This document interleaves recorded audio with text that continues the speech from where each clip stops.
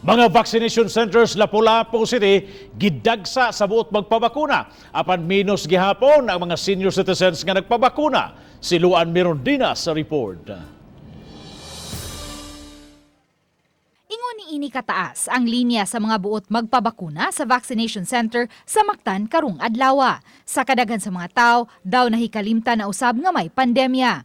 Hinuon may mga personnel sa vaccination center nga mipahinumdum sa mga tao nga tumanon ang physical distancing ug may mga pulis usab nga miabag sa pagpahapsay sa linya.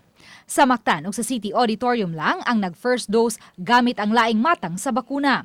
Samtang sa mall sa Barangay Ibo, gihimo ang pagpamakuna sa second dose sa AstraZeneca ug second dose usab sa Sinovac vaccine sa Hoops Dome.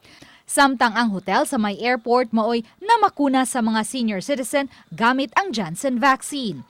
Busa aron pagpaluag sa vaccination center sa may Mactan, gibalhin na ang uban sa hotel sa airport.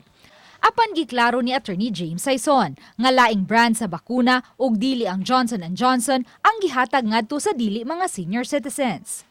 Nakita na to ang kuan lang na daghan yun mga tao nga gusto magpabakuna. I don't know if this is because nakakita po nila nga ang cases nagsaka. So posible nga naay correlation ang duha. Samtang gikalipay nila ni Attorney James Saison ang pagdagsa sa mga nagpabakuna apan nasagmuyo usab sila nga menos gihapon ang mga senior citizens nga nagpabakuna bisan kun one shot lang ang Janssen vaccine alang kanila. Adunalay 600 ngadto sa 800 ka mga senior citizens ang nabakunahan matag adlaw. Starting tomorrow, mag-clustering ta 4 barangays per day. Gikotahan po na to sila og at least 200 seniors per day.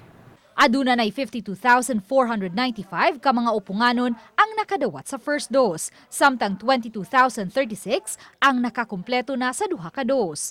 Sa mga senior citizens, 6,940 pa lang ang mga nabakunahan sa first dose, samtang 5,214 ang nakakumpleto na sa duha ka dose. Uban ni Marlon Melgazo, Luan Merondina, Balitang Bisdak.